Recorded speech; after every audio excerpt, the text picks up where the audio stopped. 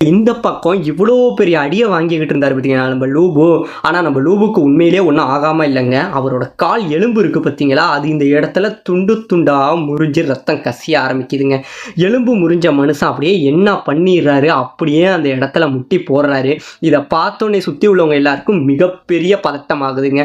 இவ்வளோ பெரிய வீரன், இது வரைக்கும் யாருக்கிட்டையும் தோக்காத அந்த வீரன் முதல் முறையாக தோருக்கு முன்னாடி அடிப்பட்டு காலில் ரத்தம் கசிய நிற்க, இதை பார்த்தோன்னே சுற்றி உள்ளவங்க எல்லாருக்கும் பயங்கரமான ஆச்சரியம். அது போக ஒரு மனித குலத்து மேலே உள்ள நம்பிக்கையே செய்துங்க.